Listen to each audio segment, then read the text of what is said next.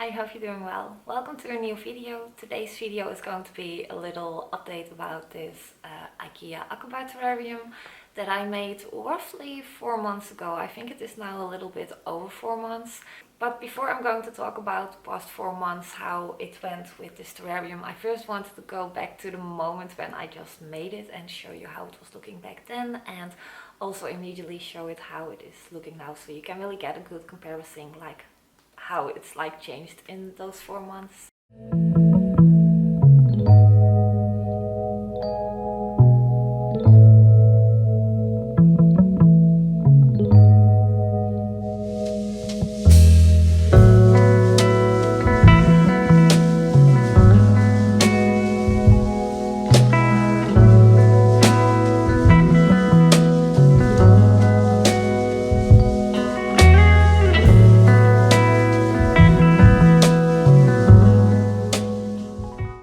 See by the video, it has changed quite a bit from compared to 4 months ago, and there are definitely some things that I was really surprised about. And the first thing is the growth of the anthuriums.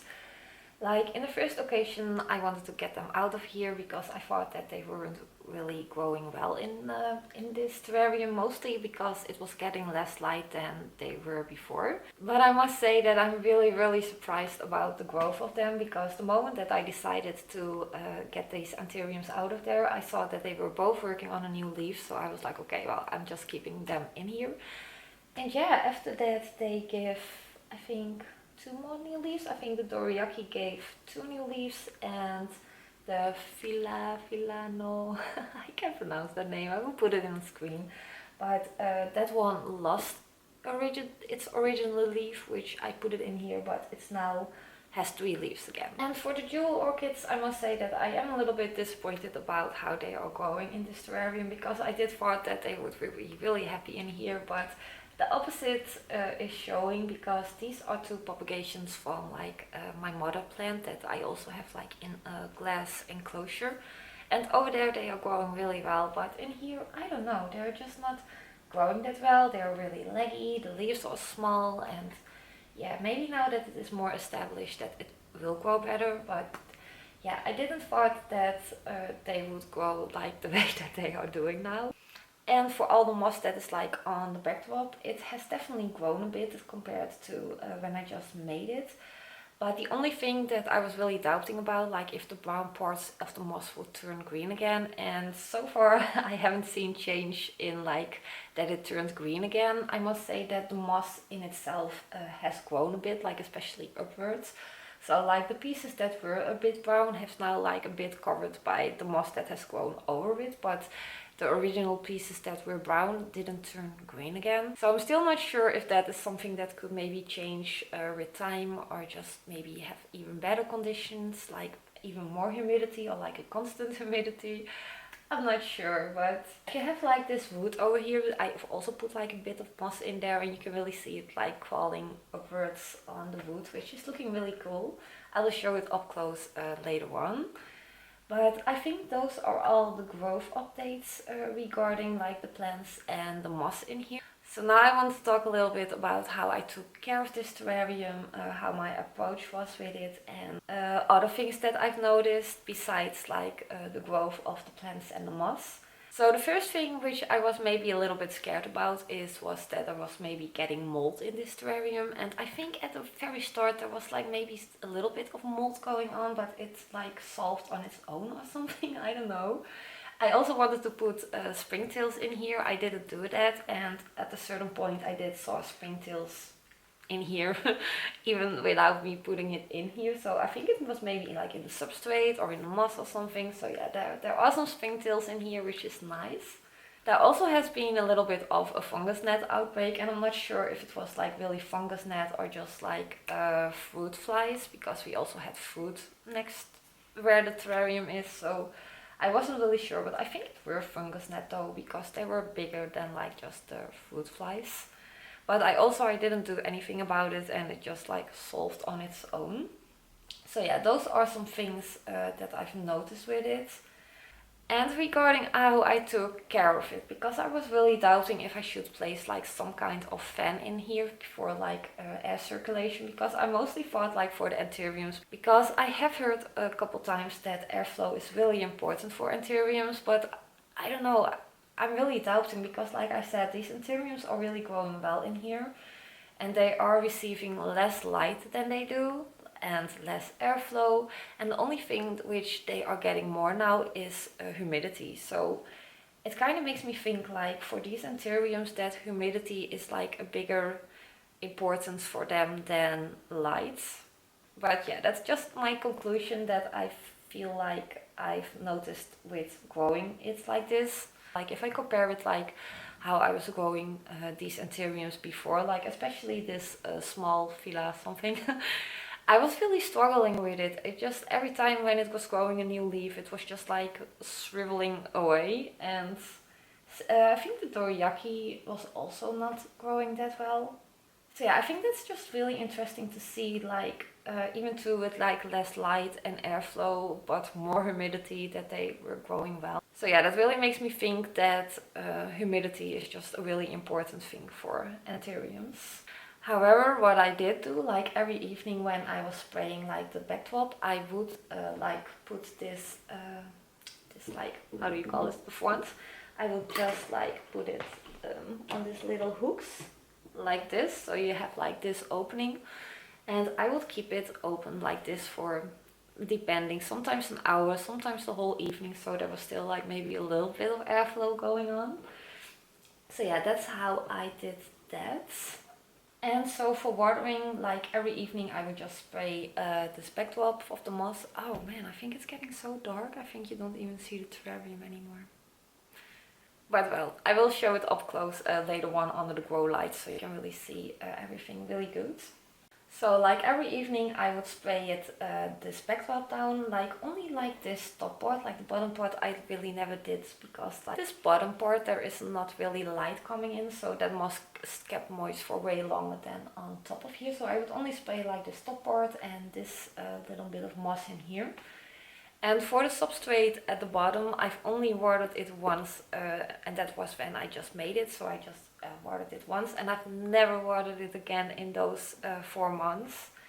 And that's also something which I'm like, how could these anthuriums grow like this? Like seriously, this substrate feels like mud, like it's like a swamp, it's like so wet still. But yeah, I do notice that this anthurium is declining a bit, so yeah, I'm not sure how these roots are looking. Maybe there is some root what's going on. I wouldn't be surprised if that is the case, because yeah, it's just like a swamp, this bottom part. So before I started to film, I took this terrarium from its pot and tilted it over here, and there I noticed that there was like a lot of water falling out of the bottom. So I went to the sink and tilted it to the side, and there was just water coming out like non-stop, like a minute straight, just really gross, smelly water. So yeah, that makes sense that this substrate just feels like a swamp, because it was just a lot of water accumulating at the bottom. For the last 3 weeks, I do notice things declining a bit in here, like the moss is like turning a little bit like, the tips of this dorayaki are browning, this tip of this jewel orchid is like bleaching or whatever it is. And I think there are 2 reasons for it why it can be, because I noticed that I've missed sometimes spraying it, and it's also like less warm in our home now, so maybe I should also like back up on watering, like spraying the backdrop. So I now really like feel it first before I'm going to spray it. And I think I've also have given it less light than it was. Like normally, like especially when we were in summer, it was like getting dark like really late in the evening. So I would just have this the light on the strongest setting like the whole day. But now, since it's like getting dark like way earlier, I do like that the lights of my grow lights are also like dimmed. So yeah, it is receiving less light than it was. So that could also be a reason why it's declining a bit in here. So I think these were all the updates that I wanted to give about this, like Ikea Akerbär terrarium. I also want to say that I am going to redecorate everything. I'm going to take all the plants out of here, like the anthuriums, the jewel orchids, and yeah, the moss will just stay there. but I am planning on like putting moss like completely on the bottom. Like I have collected moss from just a forest nearby, like really pretty moss. So I want to fill that on the bottom. I maybe want to like add some more moss on the back, because I think at a certain point I did accidentally rip a piece of the moss off it. So yeah, I do want to fix it up a little bit. I do want to put some other plants in there. I'm not really sure which ones. I do have some small propagations, so I think I do want to place those in here. So yeah, if you would like to see a video where I'm going to redecorate with everything, I think it's just going to be like a really relaxed, laid back video. I think that would be really nice to make such a video. But yeah, overall I'm really happy with the results of this terrarium, and yeah, it's just a really nice display in our kitchen, and I'm really looking forward to creating the big Milspo terrarium. We are going to start, let me think, next week? Yeah, next week, 2 weeks, something. Because my daughter is going to go to grandma for a couple days, and yeah, I think this is just a really great time to just work on the big Ikea Milspo, because we just have like all the time available, so no need to feel rushed or anything. So yeah, I'm looking really forward to making this one, and I'm definitely going to film that whole process like really in depth about all the steps, and yeah, I can't wait to show you the finished results. I really hope it turns out a kind of bit about how I have it in my mind, so we'll see how that turns out. So I thought it would be time now to also give like a really like a close-up from how everything is looking, so I will just show it on the location where it's like living, and you can really like see everything really clearly then under the grow lights. So yeah, without further ado, let's go look at this terrarium up close under the grow lights. This is the setup where the terrarium is standing in our kitchen. There is maybe a little bit of noise on the background from the oven that is on, but yeah, let's go up close. I need to move this plant out of the way a bit. So first, this jewel orchid, it's also working on a flower. You can see the tip, I don't know, I think it's maybe like bleached or anything, or like water that was on the tip for too long, or just touching the moss, the wet moss. So let's do a little bit of close-up on the moss. So yeah, most parts are looking nice and green. Like here is still like a bit of the brown part. This jewel orchid, yeah, you can see how it is like growing really leggy over there. And for the moss in here, like, can you see that? That looks really cool, right? How it's like climbing in that wood. For this anthurium, there you see the three leaves. You can see like how the sand is like looking like mud. There's also a ball of cushion moss over there. So yeah, that's that anthurium, and then the anthurium dorayaki. There is something on it. Wait a minute. So yeah, as you can see, like the second leaf and the third leaf have some yellowing on the tips, but like the bottom leaf is still looking good, and the latest leaf is also looking nice. So yeah, that's a bit up close from this terrarium. One more finished look. And for the light situation, like now the lights are at the strongest, but in the evening I put it on like this. You almost don't see anything anymore, but yeah, it's just a really nice supple light.